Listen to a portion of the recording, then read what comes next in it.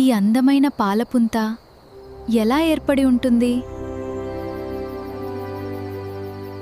నమస్కారం. మన ఈ సరికొత్త విశ్లేషణకు స్వాగతం. రాత్రిపూట ఆకాశం వైపు చూసినప్పుడు అసలు మన గ్యాలక్సీ ఎలా పుట్టింది, దీని గతం ఎలాంటిది అని ఎప్పుడైనా ఆలోచించారా? ఈరోజు మనం సరిగ్గా అలాంటి ఒక అద్భుతమైన కాస్మిక్ మిస్టరీని ఛేదించబోతున్నాం. మన సొంత గ్యాలక్సీ అయిన పాలపుంతలో, అంటే మిల్కీవే లోతుల్లో దాగి ఉన్న ఒక చారిత్రక ఘట్టాన్ని ఆధారాలతో సహా డీకోడ్ చేద్దాం. అసలు విషయంలోకి వస్తే ఇక్కడ తలెత్తే ఒక మైండ్ బ్లోయింగ్ ప్రశ్న ఏమిటంటే, మన పాలపుంత రహస్యంగా వేరొక గెలాక్సీను మింగేసిందా? వినడానికేదో సైన్స్ ఫిక్షన్ సినిమా కథలా అనిపించినా ఇది నిజంగా విశ్వం పుట్టుకను శోధించే ఒక భారీ ఫొరెన్సిక్ దర్యాప్తు. శాస్త్రవేత్తలు కేవలం అంతరిక్షాన్ని పరిశీలించడమే కాదు, బిలియన్ల సంవత్సరాల క్రితం జరిగిన ఒక భారీ సంఘటనకు సంబంధించిన సాక్ష్యాలను వెలికితీస్తున్నారు. ఈ క్రైమ్ సీన్ లేదా మనం మాట్లాడుకుంటున్న దర్యాప్తు ప్రాంతం ఎంత పెద్దదో ఊహించడానికి ముందుగా ఈ సంఖ్యను చూడండి.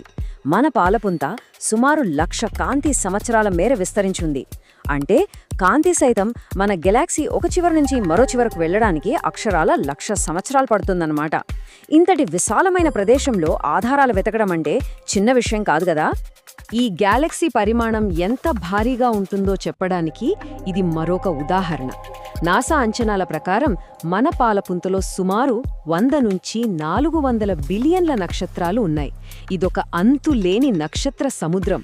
ఈ బిలియన్ల కొద్దీ నక్షత్రాల మధ్య దట్టమైన దుమ్ము, వాయువుల పొరల మధ్య గ్యాలక్సీ పుట్టుకకు సంబంధించిన రహస్యాలు ఎక్కడో నిక్షిప్తమై ఉన్నాయి. అయితే ఇక్కడే అసలు ట్విస్ట్ ఉంది.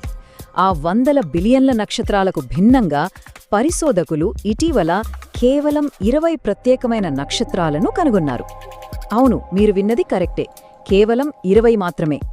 ఇన్ని 100 బిలియన్ల నక్షత్రాలలో ఈ 20 నక్షత్రాలను మాత్రమే గుర్తించడమంటే అవి ఎంత అరుదైనవో మరియు అవి ఎంతటి కీలకమైన ఆధారాలను మోసుకొస్తున్నాయో మనం అర్థం చేసుకోవచ్చు. అసలు ఈ నక్షత్రాలెందుకు అంత వింతైనవో ఇప్పుడు చూద్దాం. సాధారణంగా ఖగోళ శాస్త్రవేత్తలు అతి పురాతనమైన నక్షత్రాలను గెలాక్సీ వెలుపల ఉండే స్టెల్లార్ హాలో అనే ప్రశాంతమైన చెదురుమదురుగా ఉండే ప్రదేశంలో కనుగొంటారు. కానీ ఆశ్చర్యకరంగా ఈ 20 నక్షత్రాలు ఎక్కడ దొరికాయో తెలుసా? అత్యంత రద్దీగా దట్టమైన దుమ్ముతో నిండిన గెలాక్టిక్ డిస్క్ లోతుల్లో.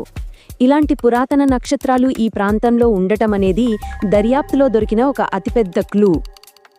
కాబట్టి ఇక్కడ మనం గమనించాల్సిన కీలకమైన అంశం ఏమిటంటే, ఈ 20 నక్షత్రాలు ఇంత ప్రత్యేకమైనవి కావడానికి ప్రధాన కారణం వాటి రసాయన కూర్పు.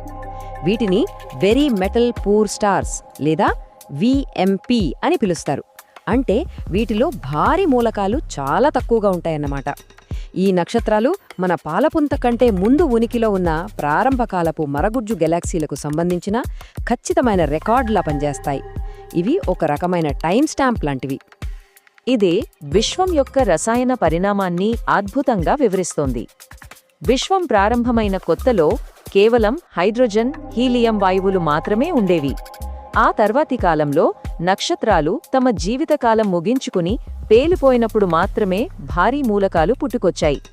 కాబట్టి భారీ మూలకాలు దాదాపుగా లేని ఈ 20 నక్షత్రాలను చూస్తుంటే అవి విశ్వం ప్రారంభకాలానికి చెందిన సజీవ శిలాజాలు అని స్పష్టంగా అర్థమవుతోంది.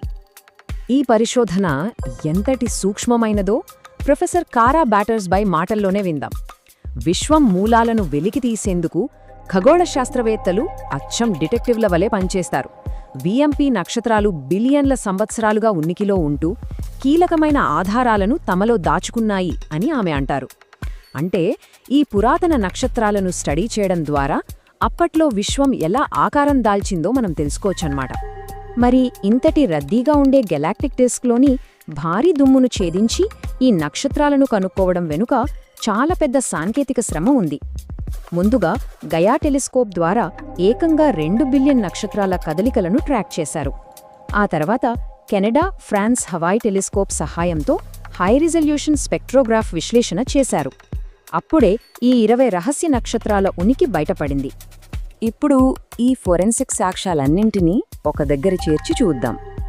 ఈ 20 నక్షత్రాలు కనీసం 10 బిలియన్ సంవత్సరాల కంటే పురాతనమైనవి. ఇవన్నీ మన సౌర వ్యవస్థకు కేవలం 7,000 కాంతి సంవత్సరాల దూరంలోనే ఒకే చోట కేంద్రీకృతమయ్యున్నాయి. వీటన్నింటికంటే ముఖ్యమైనది వీటి రసాయన లక్షణాలు అచ్చం ఒకేలా ఉన్నాయి. అంటే ఇవన్నీ ఎప్పుడో కనుమరుగైన ఒకే నక్షత్ర వ్యవస్థ నుండి వచ్చాయని ఈ ఆధారాలు బలంగా రుజువు చేస్తున్నాయి. తుది తీర్పు: గెలాక్సీల భక్షకుడు. అవును, ఈ ఆధారాలన్నీ ఒకే ఒక్క నిజాన్ని నిర్ధారిస్తున్నాయి.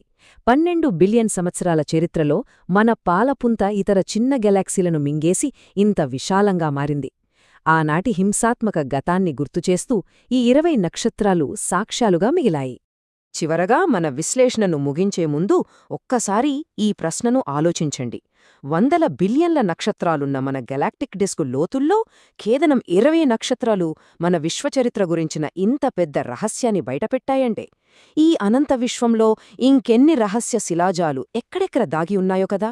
భవిష్యత్తులో విశ్వం చరిత్రనే పూర్తిగా తిరగరాయగల ఇంకెన్ని అద్భుతాలు వెలుగుచూస్తాయో వేచి చూడాల్సిందే.